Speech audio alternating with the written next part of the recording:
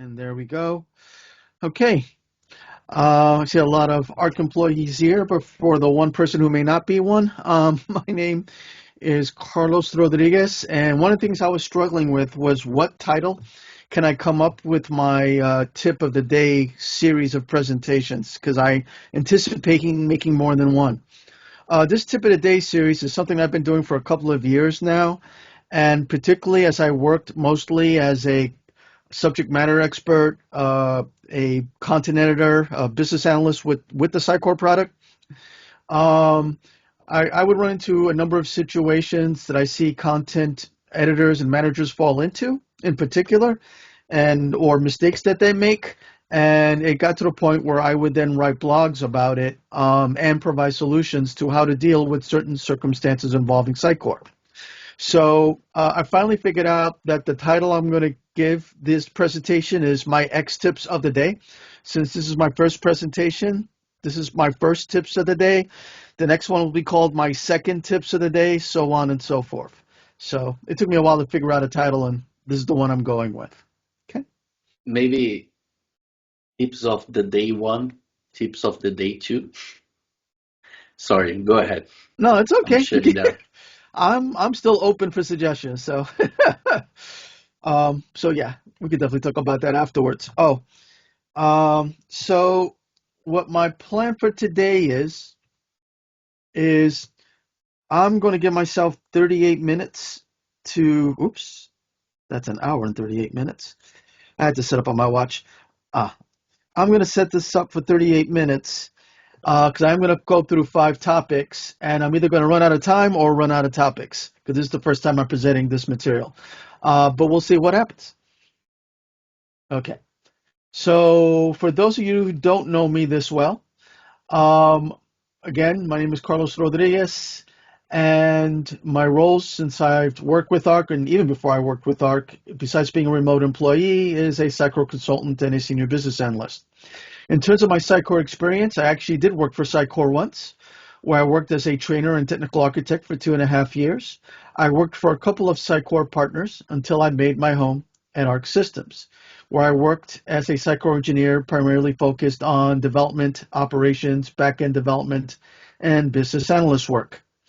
I am a 6-time Sitecore MVP, 3 times with technology, 3 times as an ambassador. Okay. For my agenda of today, these are the 5 topics I plan to cover: enabling item fallback, data source versus placeholder, and when I get to that topic, hopefully it'll be clear why I listed it this way. How to be more careful with link fields, recovering content from the web, and I'm talking about through the CMS, and creating favorites in Sitecore, which is probably a very underutilized tool. Okay, so I guess I was saying before, my plan is I'm giving myself 38 minutes because I'm going to set aside some time for questions. And I'm either going to run out of time or run out of topics. If I run out of time, then the topics I don't cover will be part of my presentation 2 or day 2, even though it's also a part of this presentation. So that's my plan. Okay. All right. Enable item fallback mechanism. Okay. If you worked with Sitecore long enough, you know that Sitecore is well developed to handle content in multiple languages. And if you look on the image on the right, here's an example where if you click on the language selector, you can either choose the language you're in or any additional languages which are currently set up on Sitecore. Now, what does this mean? Well, if I'm building a page in Sitecore and I want to support the content of this page in multiple languages, I have the ability to create each page in a separate language, where for each language, I can assign its own unique set of components. I can create or further utilize data sources in that different language, assign it to those components, so that when I look at the same page in 2 different languages, they could look completely different. And I mean that besides the language, because the components you use for one language don't have to be the same as the one you use for another. In fact, the layout you use for one language doesn't have to be the same as the one you use for another. Sometimes that makes sense depending on the language you're translating to, where the way that language is specified or the number of characters which are provided, you just can't use the same components you would use for English, which makes sense. But chances are, if you're developing a site to support multiple languages, the idea is not to create a unique set of components for every language version of the same page, because then that becomes a lot of work. In other words, the work you put in creating page one in English, let's say, you now have to put in the same effort to create page two in Spanish for the same page. So the question then becomes, are there ways to do this faster so that you're not spending the same effort for one language as you are for the other? So I'm talking about a situation where in most cases, when I'm helping content editors build a page in a different language, the idea is to keep the same structure, use the same layout, use the same components, keep them in the same order, but just translate the content into that new language so that it serves the customers who talk and read and what have you in that language. So is there a faster way to build this page in the next language if I already have it set in the first language, so it doesn't take as long? Okay. This is where enabling item fallback, that particular mechanism, comes into play. When you assign a new language in your Sitecore instance, then under System Languages in Sitecore, if you click on that additional language, you have the ability of setting a fallback language, meaning that if I cannot find the item in that language, what language do I use in its place so I don't have an empty page or a 404 or something of that nature? Usually the fallback language is the default language, but that's not your only option. For example, let's say that I'm going to create a language, just ES by itself, but I'm really expanding into Spanish-speaking country markets. So I may want to have a page that's geared a little bit more towards Latin America, maybe one that's geared to the Caribbean, maybe one that's geared to Western Europe.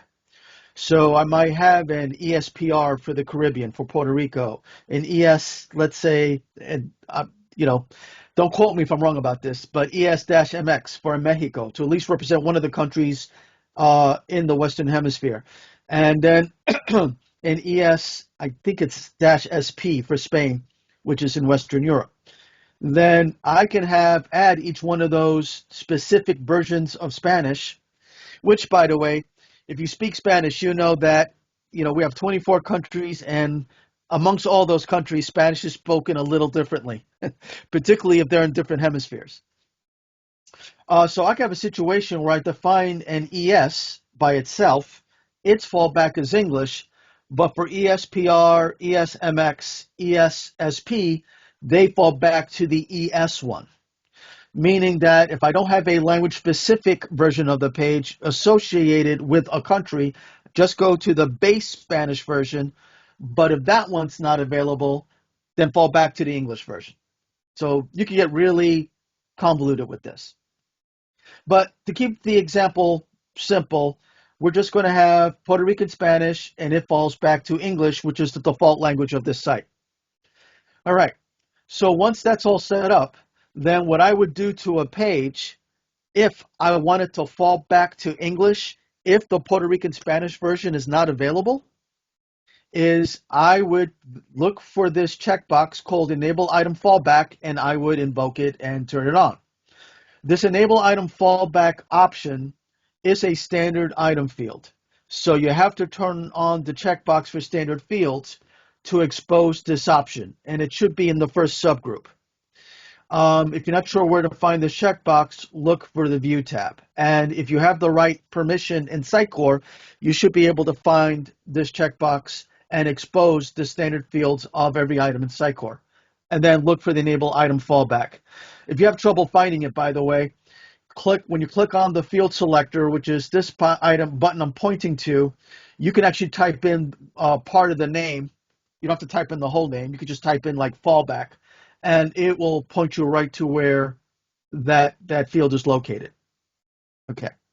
So the idea is I would check this off for any item where I want it to fall back to English if it doesn't find a direct Spanish Puerto Rican version of the same item. Now, since I'm talking about supporting a page for Puerto Rican Spanish, shouldn't it exist? You can make it exist, but then we're back to the situation where you're rebuilding the page from scratch, just like you did for the English one. What I want to show you, what I'm going to show you is what you can do instead, where if the page structures are exactly the same, you don't have to create a unique Puerto Rican Spanish one. You can leverage enable item fallback to borrow the exact same structure from the English one, but then provide Spanish-oriented content to replace the English-oriented content. Okay.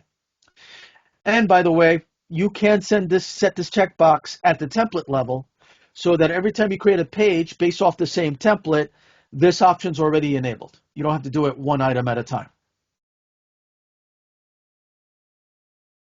Okay. So what would I do? All right, so let's say for this news about name page, I have it in English, but I do want a Puerto Rican Spanish version of it as well. But the page structure for the Spanish version is going to be the exact same as the English version. Same components, same order, and on top of that, I want to reuse the data sources as much as possible. Okay. Then with the item fallback mechanism in place, I am telling Sitecore that when you hit this page, okay, fall back to the English version, right? Which is fine because I want that same exact structure.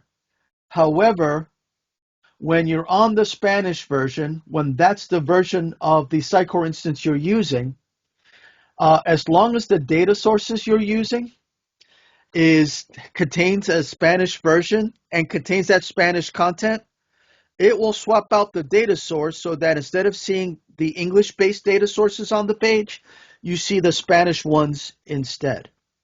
So for the page, you want to turn on enable item fallback, but when you work with the data sources that feed the components on that page, okay, for these, you want to have a Puerto Rican Spanish version.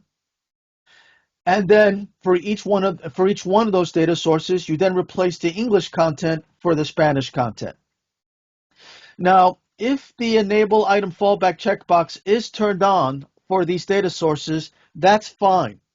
Because the moment you create the Spanish version, that overrides the enable item fallback mechanism. It's only used if the version that it's looking for doesn't exist. So I'm okay with the data sources having the flag turned on because if I create a Puerto Rican Spanish version, that automatically overrides it. And then I just go in and provide the Spanish content, so that what you see on that page when you are looking at that page in Puerto Rican Spanish is the Puerto Rican Spanish language content. Now, does it make sense for some data sources to have the enable item fallback also leveraged? Yeah, actually, because I've used components where all that's on the component is an image, and the image is fine. We want to see it in English and in Spanish. So in that situation, for that particular data source, I actually do turn on the item enable item fallback, because whatever the English content is, that's what I want it to use, because there is no translation involved. It's just the exact same image. So on the Spanish version, that particular example, enable item fallback will be turned on for that data source as well. But for those where I really do need to translate the content, I will create a Spanish Puerto Rican version directly, and then I will replace the content that was in English in those fields with the content that's Spanish in those fields. One thing that I will bring your attention to is keep an eye on images. Images are a finicky thing. When I test my Spanish version using this mechanism, I make sure that the images show up. Usually, if I populate an image in a field in Spanish that was already there in English, the image usually pops up right away. And that gives me confidence that when I publish out the Spanish version, I will see that image as well. But that's one particular thing you want to make sure you test when you're using this mechanism. And if for some reason the image doesn't show up in Spanish, even though you know it's there in English in the media library, you might have to create a Puerto Rican Spanish version to make sure the image is available in that language version. But um, I've only seen that happen once in a while. For me, it's a rare occurrence. And by the way, this is not just useful. This item enable item fallback. It's not just useful for pages. In certain parts of the Sitecore content tree, you're going to have configuration items, meaning items that just provide some degree of content that's not so much about content on a page as it is performing some activity for the site. Usually for those situations, we enable item fallback from those other languages to the base language so that this way, when we create that configuration item, we only create it for one language and all the other languages pick it up from there. So that this way, I'm not forced to recreate the same content configuration item in a different language and repopulate it the same way. So enable item fallback when you have multiple languages involved are great for configuration items, because then it just means I need to manage the item in just one language, usually the default language. And then all the other languages pick it up from there when you switch to that language as you're viewing that content. So it's another situation where it's very useful. Okay. All right. That's what I wanted to say about enable item fallback. So hopefully you got a lot out of that. I do want to make time at the end of the presentation. So if you have more questions, by all means, ask me at that time. Okay. I want to talk about data source versus placeholder usage. Because I've seen situations where if this is not used correctly, you can crash the page that you're trying to render properly in Sitecore. Okay. I have a copy of this image, which I think I'm going to bring on the screen, only because then it's easier to read that text that's on that image. So here's that image. Often when content editors are testing their pages and they provide components for those pages, sometimes they want to take the component off, but they don't want to remove the component altogether because they haven't made up their mind whether they're going to keep the component and use the data source or not use the component at all. But I've seen situations when they're testing where they remove the data source and the page crashes. I've even seen situations in production where, sometimes some content editors don't clean up the page. And what I mean by that is that they'll test components to make sure that things work, right? And they'll make decisions about what components they want to keep and which ones they want to get rid of. But they don't clean out the ones they want to get rid of, but for some reason they still get rid of the data source. And then all of a sudden the page doesn't work, it crashes. And then they reach out to someone like me to go in there and figure out why did the page crash and can you help me fix it?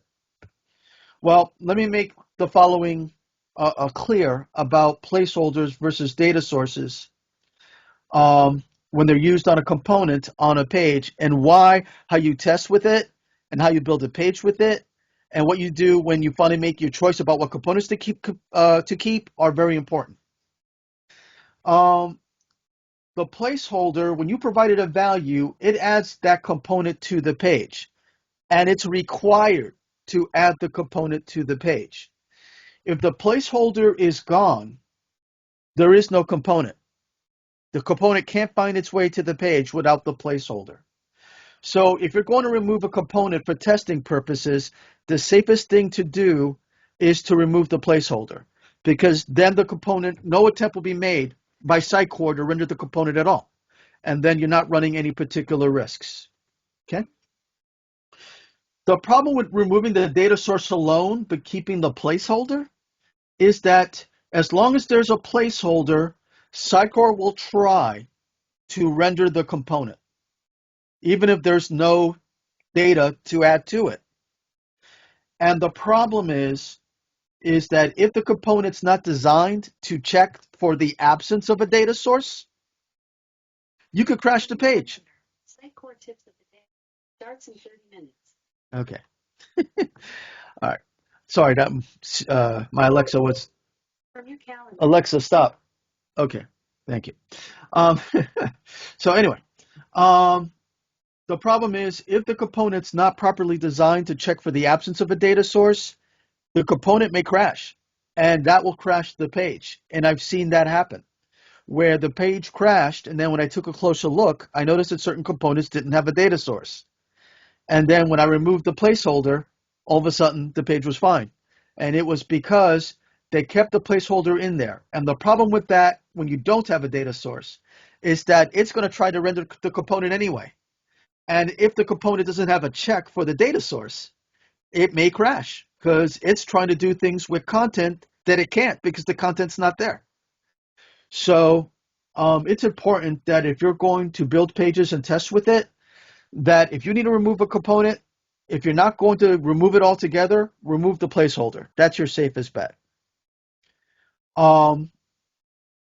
Otherwise, if you remove the data source, you are running the risk of the component crashing the page.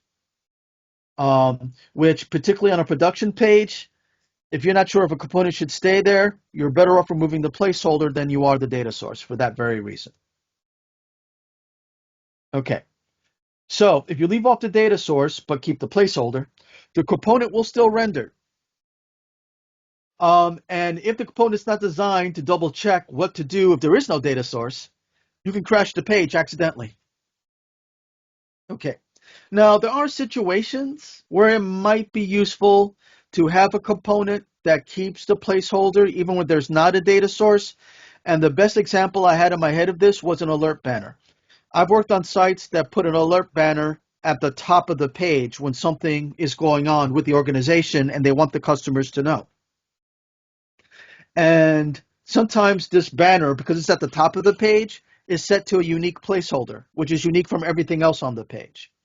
So that's one of those situations where I want to keep the banner on the page, even if I'm not using it, so that the day that I need it, I, A, don't have to find the alert banner in my list of components, and B, I don't have to remember the placeholder it belongs to.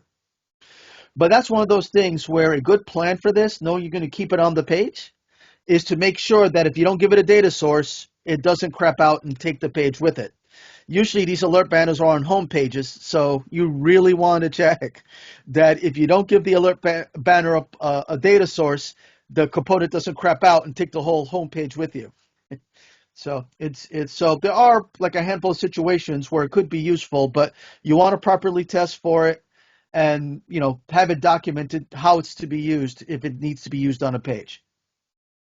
But if you leave the placeholder off, the component will not render at all, and it's always the safest way to remove a component if you're not planning to use it on the page. But I'm a big fan of once you have the final design of a page and you know what components you're going to use and what components you're not going to use, take off the components you're not going to use. Because every component you keep on a page is another place where the page can break. So if you know you're not going to use the component on that page and there's no chance you're going to change that anytime soon, then I say just take the component off, because the less code you introduce to a page, the less places you have it to break. Okay. For my next topic, I'm going to talk about internal versus external links in the link field. One of the reasons I talk about this is because if you don't quite understand the difference between the two links in Sitecore, it's easy, because I've seen this done quite a bit, where someone will say, I need a link to this Sitecore page and I want to use this link field for it, but I know the URL off the top of my head, so I'm just going to paste that in there, even though it's inside the Sitecore system. Okay. If you worked with link fields before, when you use insert link, you're attaching this link to an item inside of your Sitecore site. Otherwise, if you're inserting an external link, you're inserting a URL that reaches out to that external item. And external link is the right vernacular because you really should only use an URL if you're referencing a link that's outside the Sitecore sites that you're working on. Okay? If you use an internal link, what's stored about the link when you look at the raw value is the GUID. And GUIDs are unique to the item. So if it knows the GUID of the item it needs to be linked to, it will always find that item no matter where it is in your Sitecore system, no matter what you do to it outside of deleting it. Okay? All right. To show you the difference, if I use an external GUID, because that's what this is an example of, what you see in the raw values is the actual URL, which makes sense because when you insert an external link, you're telling it to point to the URL associated with that external page, assuming that it's outside the system. What I try to tell content editors to do is if you're referencing an item inside your Sitecore site or set of sites, always use an internal link. Don't use an external link. Because by storing the GUID with an internal link, it's much harder to break the link by accident or even on purpose. If you store the GUID, if you move the item the GUID is referencing to a different part of the Sitecore content tree, the link doesn't break. It just adjusts to find the new item where it's now located. And that's typically what you see when you turn raw values off on that link. If you rename the item in Sitecore, the link still doesn't break because it's not based on the name, it's based on the GUID of the item. Unlike with a URL, if you use an external link, which by comparison is static, if the URL of your target changes, the link breaks because it has no means of updating itself, even if the URL link is pointing to something internal to the system. The other problem is if the URL for any reason changes, maybe because they reorganized the site, the link also breaks because it's no longer where it used to be. And even if the URL points to an internal item, when you use a URL, it has no means to adjust based on that particular change going on internally within the site. So if you're going to link to an item or a page inside of your Sitecore site, always use an internal link. Gets renamed, doesn't break. Gets moved, doesn't break. Only time I can think of that it can break is if you delete the item altogether. And even then, Sitecore will give you a warning that you're about to delete an item that's linked to something else. What do you want to do about it?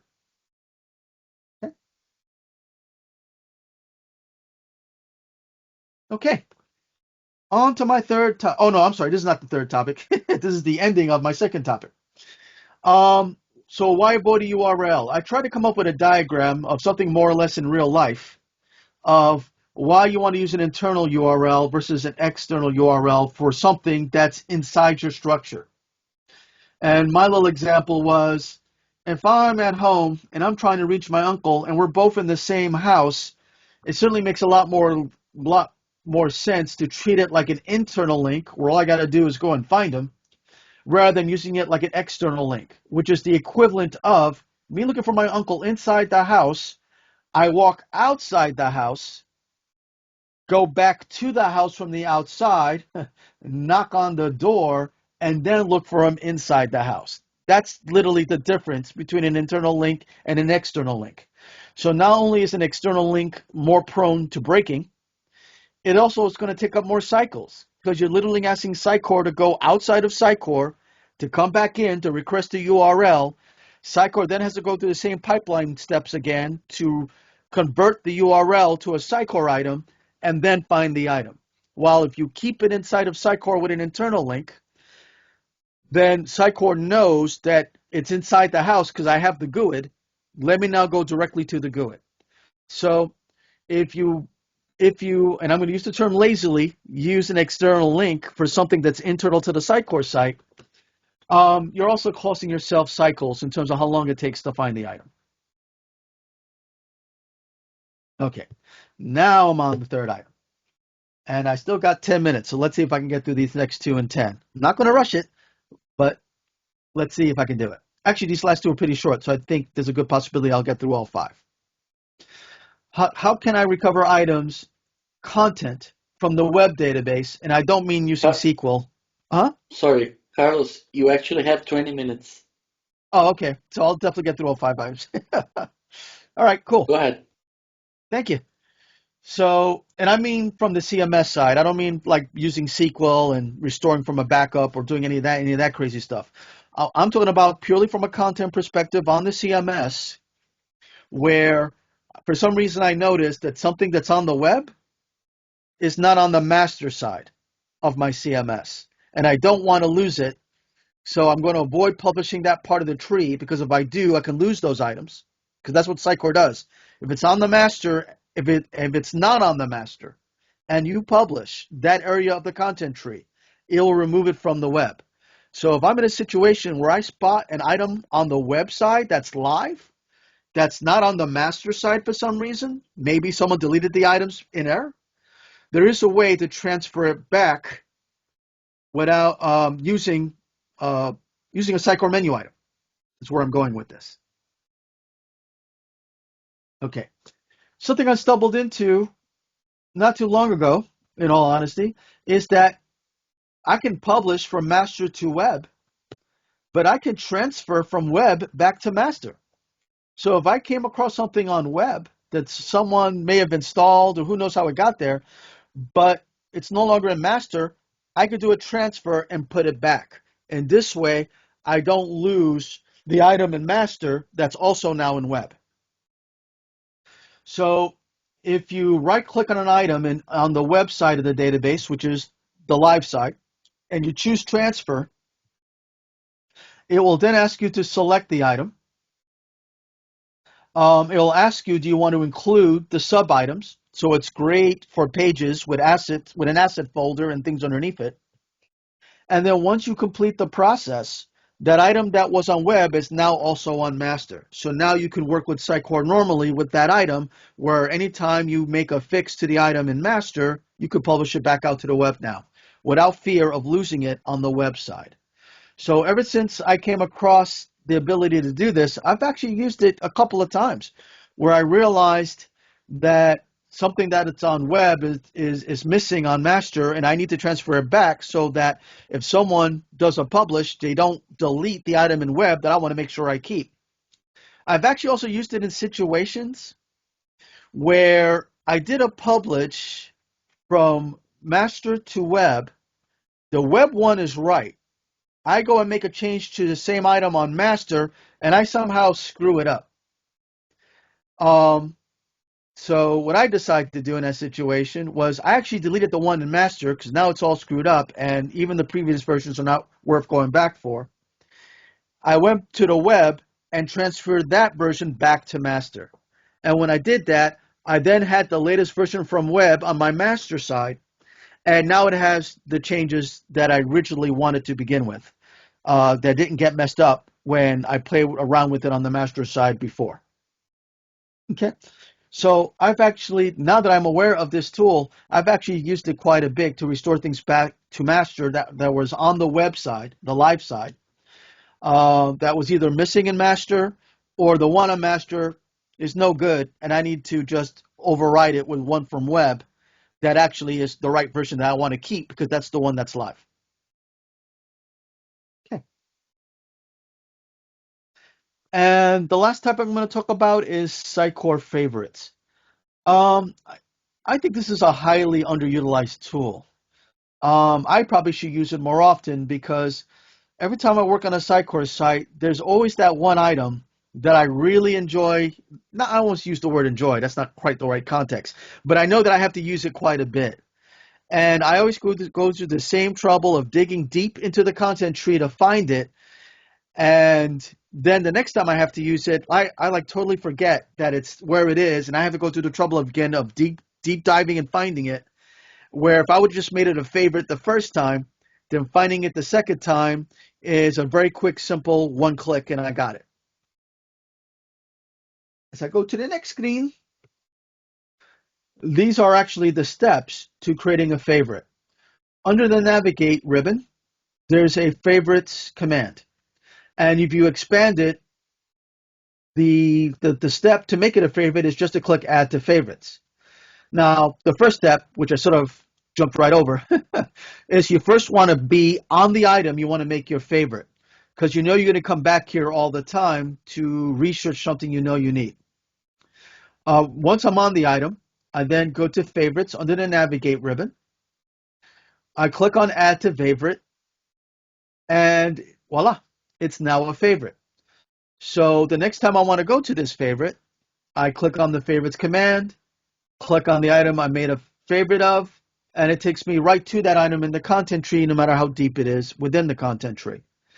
So this is something I need to get more into the habit of using myself, because I know I have a handful of Sitecore items that I'm always looking for when something is, particularly if something is missing or wrong or broken, and it's like, oh, where's that thing again? This is like the fifth time I look for it this month, where if I would have made it a favorite, then I could have just go right to that item every single time I need to look at it and make sure it's right. So it's a tool I would encourage people to use, because as long as I've been using Sitecore, there's always those 3 or 4 items on every site that you need to get back to as quickly as you can, and trying to remember where it's located is always a pain, particularly if you have thousands of items in a Sitecore content tree. So definitely encourage you to use this. Okay. All right.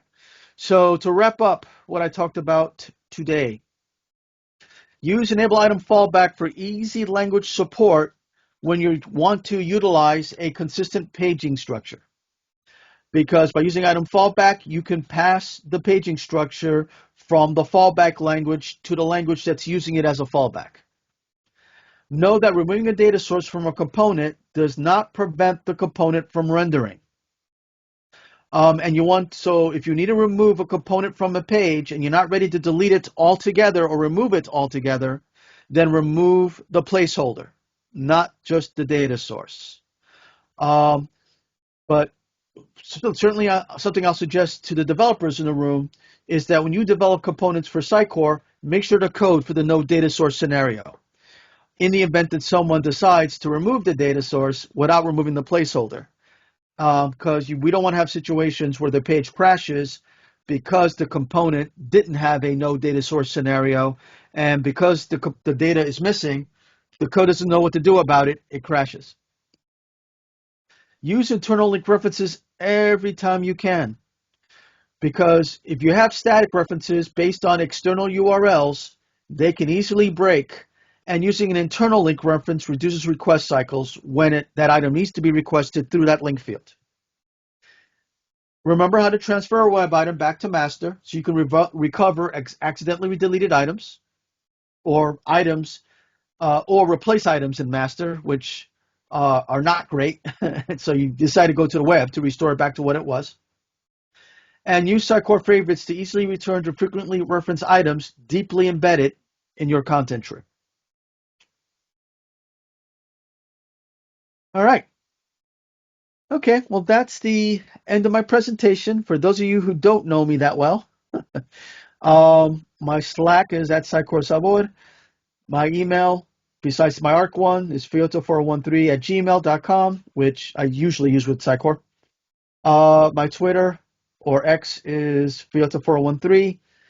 I have a LinkedIn account. If you're going to look for me, make sure to look for me under Jacksonville, Florida. It'll make it a lot easier. Carlos Rodriguez is a very common name. If your search gets shifted to South America, you'll never find me.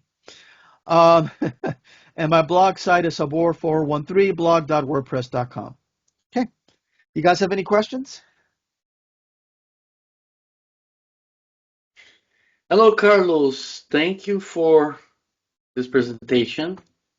Thank you so much. Sure. Yes, let me check the chat. We have a bunch of, actually, I dropped a few questions here that appeared to my mind during this time.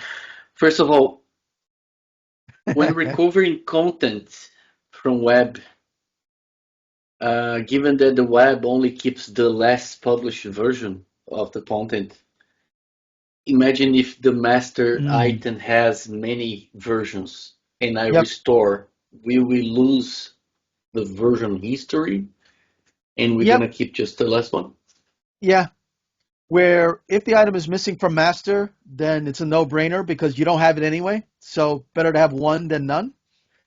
But yeah, in the situation where you decide to replace the master copy you had previously because it's just really janked up, there's really nothing you can do to save it, even with the previous versions, then yeah, the risk you're taking is whatever you're doing with that item, it's gone.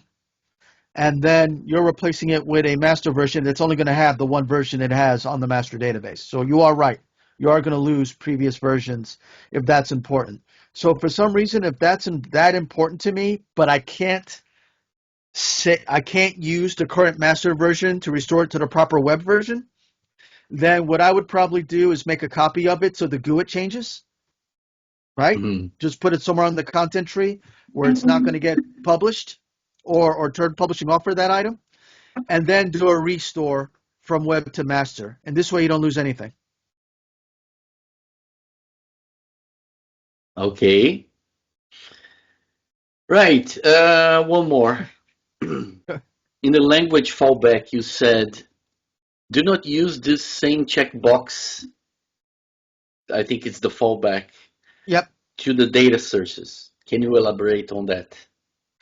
When I wrote that, what I was picturing was a situation where for every data source, I want to replace it with the proper language version of the data source. So enabling item fallback is not something I need on a data source. But after giving it some more thought, I have been in situations where at the data source level, I would also use enable item fallback. Because if I have a component that renders a piece of information that doesn't need language translation at all, then I want to use the item fallback because that means I only need to maintain that data source in one language, and that just makes life easier. So if I have a component that only displays an image, then yeah, I'm going to use enable item fallback because then I only need to maintain the data source in, let's say, English, and every other language version would just reuse the same content. And this way, I'm only maintaining one data source for all the languages. So I know when I originally wrote that, I guess I was having a hard time picturing a situation where I would use it on a data source because I expected I would translate all the data sources. But I'm going to say, no, use it on the data sources as well because you'll probably will find one data source where you don't need to translate. So if you're maintaining it through one language version, it just makes life easier. Not to mention, if you do make a version of that item in that specific language, because you do need to translate it, that version will override the enable item fallback, and it will use that version instead. So there is no harm in leaving it with the data sources. Okay. So if my uncle is unemployed, Yeah. I cannot tell who sent that one. It was like anonymous. So in your example about external URL, can I use external URLs if my uncle is unemployed? well, that would imply that I'm accepting the request. So if I'm not accepting the request, it doesn't matter where he is. Yeah, that was a great, better than expected answer. Well, thanks, Carlos. I guess today we got 21 active participants, which is a great number for our standards.